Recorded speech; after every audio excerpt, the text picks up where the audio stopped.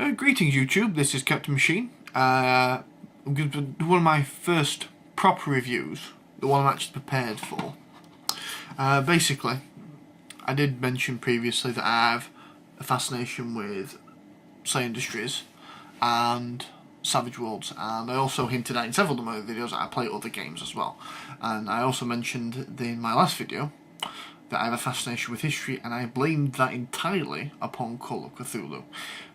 Now, in that case, then what I'm going to do today is I'm going to give a general overview and a review of the entirety of Call of Cthulhu and its subsidiaries.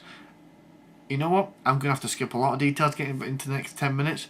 There will be individual supplements which I'm going to pick out in the future, and I'm going to review them in a lot more detail. What I'm here today to talk to you about is the general overview of the system and the support it has and the fan base it has and things like that, basically. Oh, it's also the first video where I've got where I've got facts already written down for me. So I've got my screen here, which I've typed up a couple of facts, and I thought I'd give it a crack because one of the comments I did get was that I and ahed a lot. So let's get on with it, shall we? No review of Call of Cthulhu would be complete without a mention of H.P. Lovecraft, who was a pulp author who was born in 1890 and unfortunately died in 1937.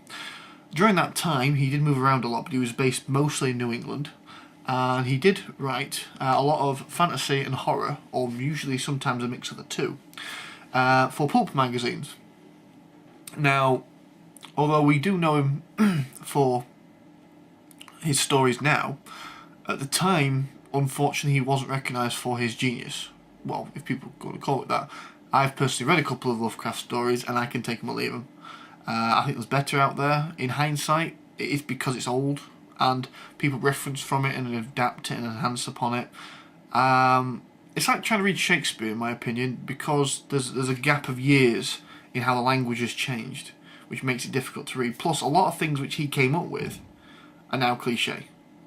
So you have to bear that in mind when you listen to read the stories. But if you do read the stories, please absorb them. The ones I have read are very good. Dagon, which was actually the first story I ever read, was quite weird on account that I suddenly realised towards the end of the story that the entirety of the monologue is one man's suicide note. So it's very, very bizarre.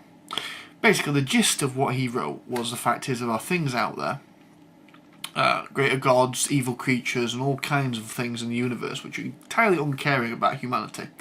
And we're just this tiny little pinprick in existence, and a very insignificant part of it too. And the true fact of that, when exposed to it by a human mind, would go truly insane. And that's basically the gist of Call of Cthulhu. Now, Call of Cthulhu is named after one of his most famous stories, which features the famous Cthulhu. If you type in Cthulhu into YouTube, you will find half a dozen things. I highly recommend looking at calls for Cthulhu, which is highly funny and takes the mickey out of the mythos in great ways. In fact, he never called it the mythos or the Cthulhu mythos, he called it Yog-Sothoth, and the term was coined by another person later. Unfortunately, I can't find that person's name, but I'm sure anybody who wants to make an in-depth look into H.P. Lovecraft's life will know. Now, one of the interesting things about the Cthulhu mythos was how it got adapted. Basically, what he wrote was considered framework for everything else, foundations almost. Basically, even when he was alive, he invited other people to use his ideas or adapt them or add to them. And basically this developed this idea that the mythos was something that grew. So even after he died, it expanded, and other authors have added to it since, and other concepts have been added to it as well. For example, the King in Yellow and Hasta, which is another form of the same creature. By the way, I'm wearing a... There you go, can you see that? Yeah. A bright purple yellow sign t-shirt. Not one person at work asked me why that was. Really disappointing. You've also got the works of Ramsey Campbell. You could argue that Stephen King is a mythos writer in some of his stories. I mean, It, in my opinion, is a great mythos story. But I'm going off topic. I just suddenly realised that. Either way, a man called Sandy Peters was trying to write a set of rules for Lovecraft's dream world setting, which is basically a place where some creative human minds go to when they sleep, and it's an entirely parallel world to our own where people endure strange horrors or fantastic adventures.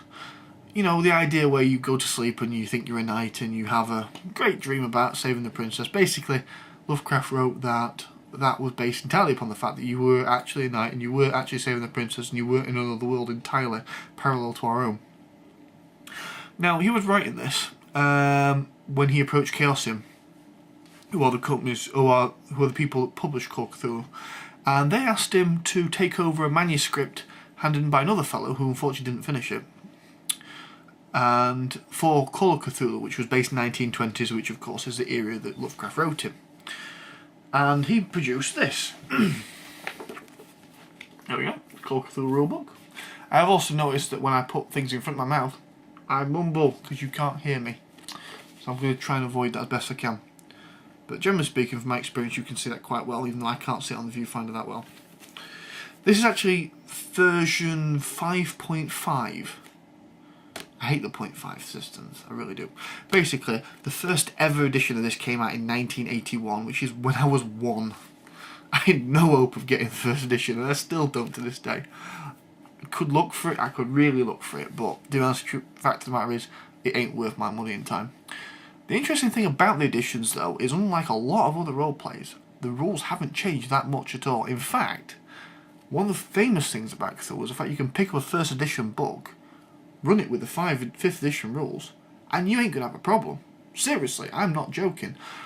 The very little details have changed. I think the dodge rules have changed, the resistance tables have changed, and this added an awful lot of spells and creatures to the game because they were just plucked out of adventures and books that were written between the publication of the first edition and now. So all this is really is errata. It's not even that, actually. It's actually an expansion of the original. The core first edition stuff is in here. Basically, this runs off the basic roleplay system. Now, the basic roleplay system, for those who don't know, is a percentile-based system. It's, if you've played RuneQuest, it's identical. Basically, the idea is you have D&D-like attributes.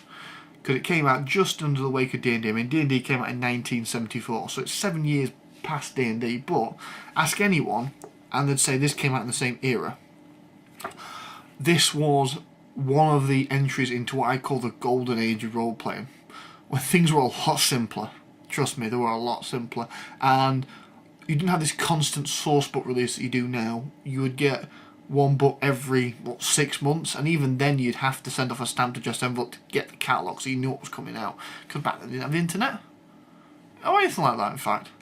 You know, it was entirely run off word of mouth. Unfortunately, in the UK, like myself, that meant it was very hard to keep track of it. So a lot of people have grown up basically either touching only 1 or 2 games or not playing at all and catching up on it later. But like I say, I missed that era entirely because I was way too young. But enough about me, back to the game.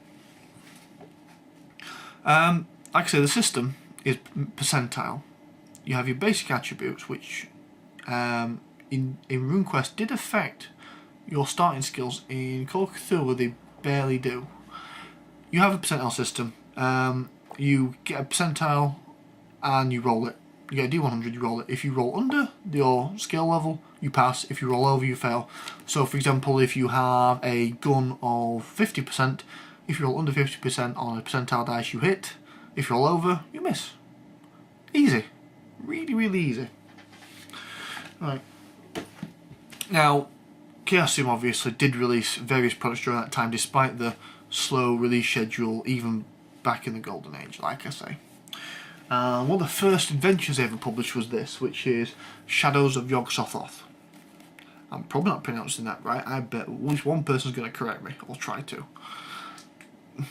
You see, when you've got a man who throws Scrabble chips on the board to name his creatures, you really have issues pronouncing these things.